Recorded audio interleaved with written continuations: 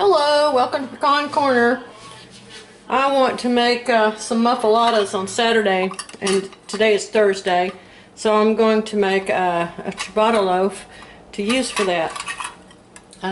This is a super easy loaf to make, and it doesn't require any kneading at all. The only thing is it has to rise for 18 hours the first time, so you do have to kind of think about it in advance.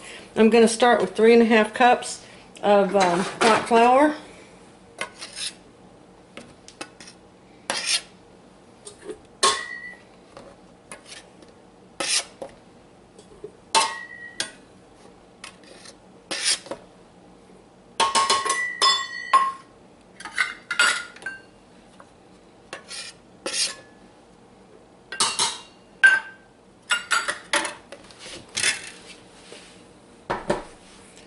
And I'm going to add ½ cup of wheat flour, whole wheat flour.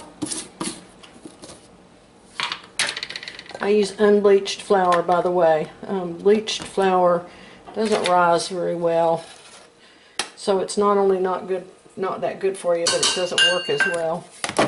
And really, I can't tell the difference. I mean, to me, they both look white.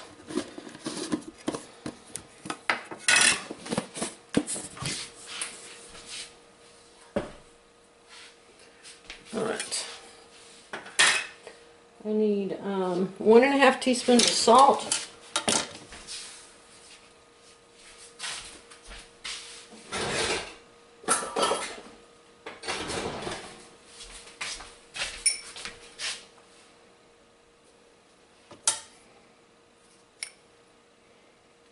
alrighty, and I only want 1/4 teaspoon of yeast. Tiny little bit of yeast. Doesn't need much, so there's no need to waste it.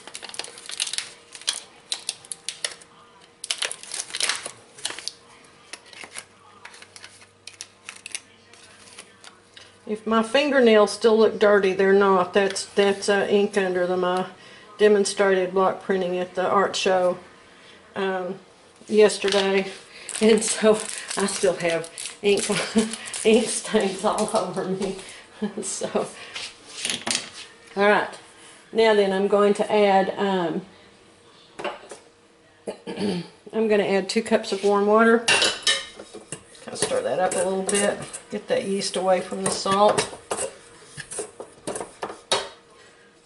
Okay.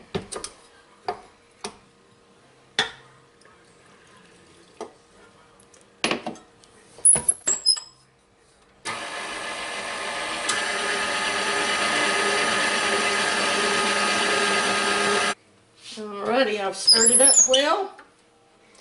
Now I'm going to remove my beater.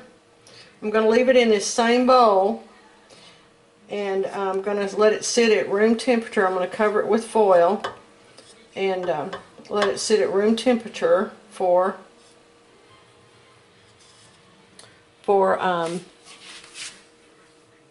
18 hours. Okay, washed my hands off. Now then, let's just cover this up. And it's as much out of the way sitting on the mixer as anywhere else, so I'll just leave it sit on the mixer. That's just as good a spot as any. Clean up my mess. And I'll be back tomorrow to show you where we go from there. Alrighty.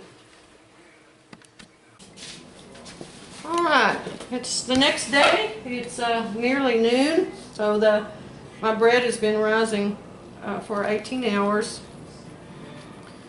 And I'm going to pour it out and shape it on this wax paper, and then I've got an oiled pan that I'll flow it over onto once I get it shaped so that it can rise on. I'm going to sprinkle a little cornmeal over my oil. I've used coconut oil for this. The olive oil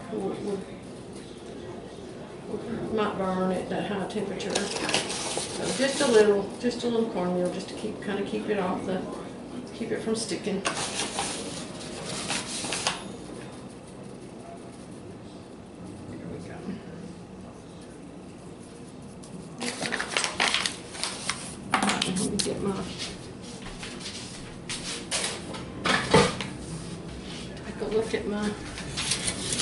ooh, there's our sponge. Check it out. Let me get a flexible spatula to get that out with so that I don't have to get my hands all over it. All right. Now then.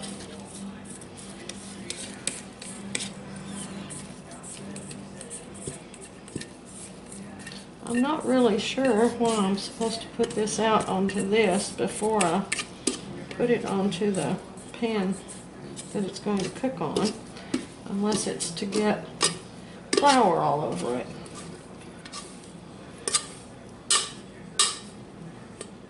Because I don't want to handle it much. I don't want it, I want to keep those holes in there.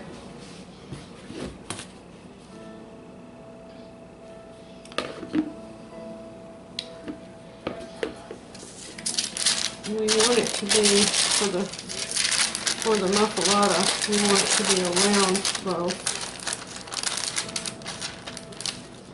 whereas a ciabatta loaf is usually shoe-shaped. Okay, now then, put some more flour here. This is so easy because you don't have to knead it, you don't have to fiddle with it.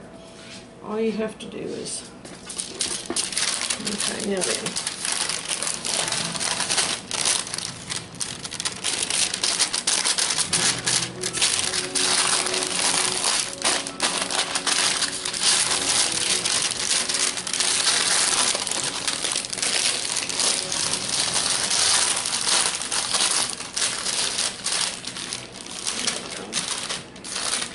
There.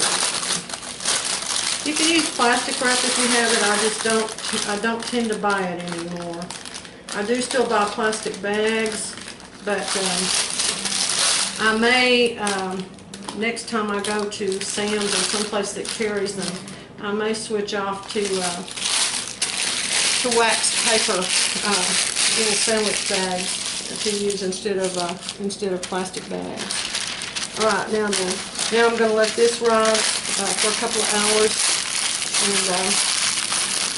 and then I'll be back and we'll bake it. Realized y'all hadn't seen it. It was kind of far away over there. I'm still working on trying to get. All right, there's what it looks like before it rises. Now I'm going to let it rise for 2 hours. I'm going to preheat my oven for 1 minute and turn the oven off before I put it in. That'll give it a little warmth in the oven that'll help it to rise well. All right, there it is. That's my ciabatta loaf. This is huge. This is about, gosh, I bet this is 15. Well, I'm just gonna hold on. I'm gonna measure it. Yep, I was right. This is 15 inches long and a good 12 inches wide. I normally make this into 2 loaves. When I make it, and they're each, that way I have one to use, and it keeps really well if you don't cut into it. But I wanted to make this big muffaletta for a lot of people to eat, so I made this one in as one big loaf. So it's out of the oven now. It baked at 425 degrees for 35 minutes. What I did is I set it in the oven to rise for 2 hours. Then after it had risen, I just went ahead and left it in the oven and turned my oven on and set it at 425 and set the timer for 35 minutes.